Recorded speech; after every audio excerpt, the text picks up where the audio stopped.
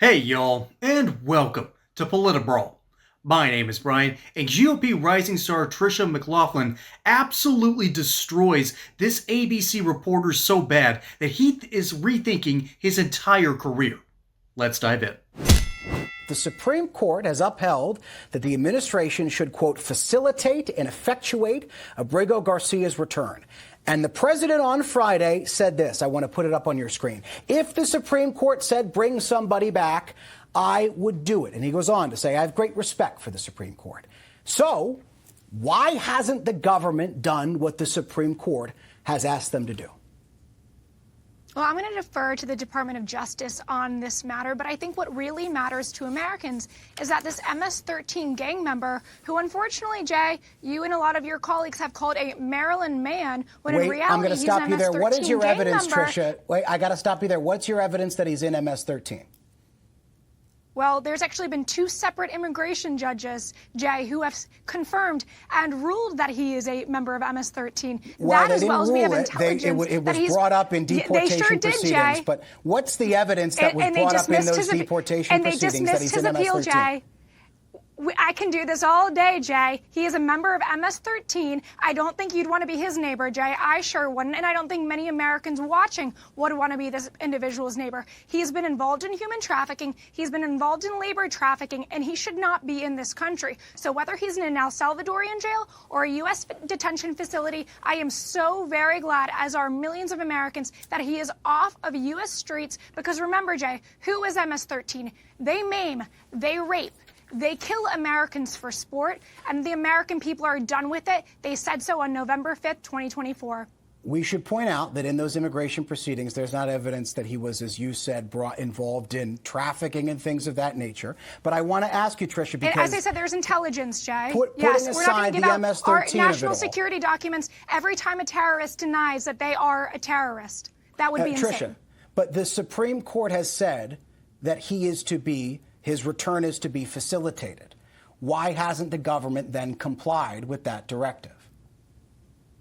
Again, Jay, I defer you to the DOJ on the case of what the Supreme Court actually announced. But the Department of Homeland Security sent him. You and I both watched the Oval Office yesterday, where President Bukele said he was not planning on returning this terrorist to the U.S. soil. He is now, as much as you want to deny it, Jay, this guy was in our country illegally. He's an El Salvadorian citizen, and President Bukele gets to decide what to do with him. So 2 weeks ago in open court, the government's own attorney, and you know this, admitted that he was sent there, Abrego Garcia was sent there by mistake, and he should not have been removed specifically to El Salvador and potentially even to that prison. Is it the government's position now, and are you saying now that he was supposed to be sent there and he should be there? Jay, I think we should explain to viewers watching why this clerical error occurred in the first place. It's because this MS-13 gang member was given protective orders because there are rival gangs in El Salvador that might go after him if he was sent there. So he could have been sent to Egypt, Nicaragua, Honduras, you named it. He just couldn't go to El Salvador. So the bottom line, I think it almost bolsters the government's case that this is a member of MS-13. Again, Jay, I tell you, what the media really should be caring about, what really matters is these victims of Tren de Aragua and MS-13, like this Maryland man. It's horrible what's happened to these individuals. And, you know, it's kind of sad. The number of inquiries from the media I get every single day, and yet not one of them is about the American victims of these individuals. Instead, it's just doing the bidding of these gang members. Like I said, folks, this is a rising star in the GOP, so keep your eye on her because she handled this reporter and basically like silly putty. Okay, this dude had no idea what he was messing with. So he thought, and this has been a common theme in the mainstream media, he thought that this was some rookie no name with no credentials to speak of. So he's going to ask her the tough questions. Remember, more learned members of the GOP, they get the easier questions now in the mainstream media because they've realized that they have screwed up so much in handling particularly conservatives that they have to completely change their approach. Not only is it better for them to give slightly longer form content, it's better for their own journalistic integrity.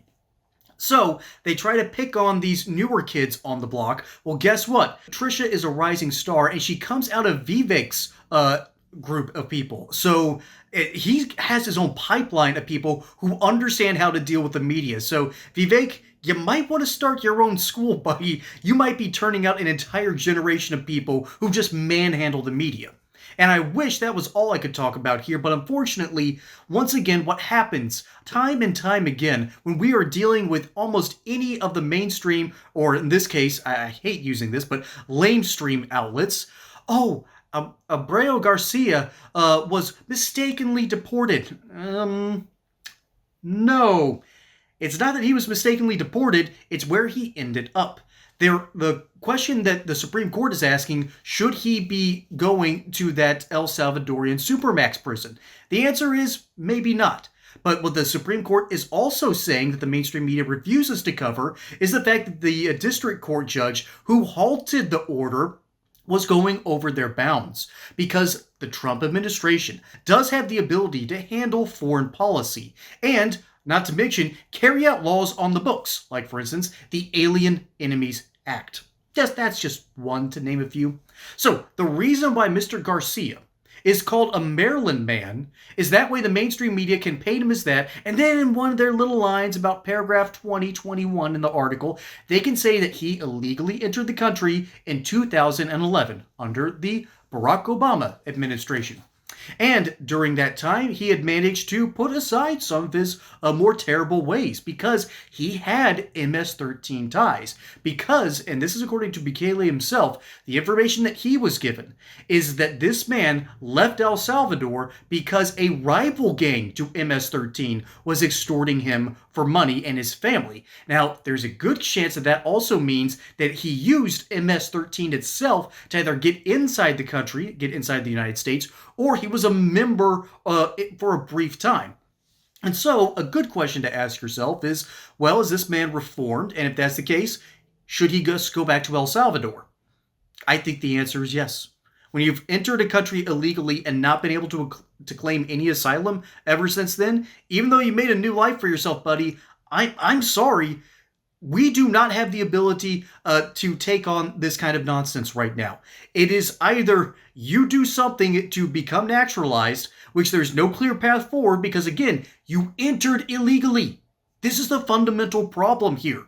So either Congress fixes this, or we're going to continue to deport people under the laws that we already have. This is something that Democrats refuse to understand. And remember, that's because when they talk about a bipartisan bill, they're really talking about a bill with a poison pill in it that was so bad that it would do nothing to stop the flow of illegal immigration.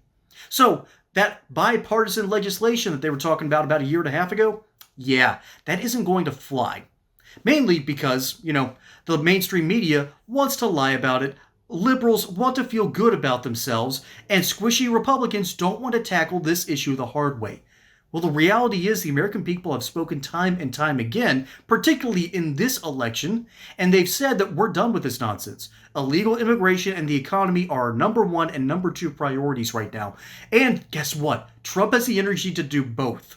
And while it's a bit murkier on tariffs, I would love to see where the dice fall on this roll. But the reality is, when it comes to illegal immigration, we have a system in place that does give us the opportunity and ability to take out people that have been charged with MS-13 ties. Remember, it wasn't just one judge.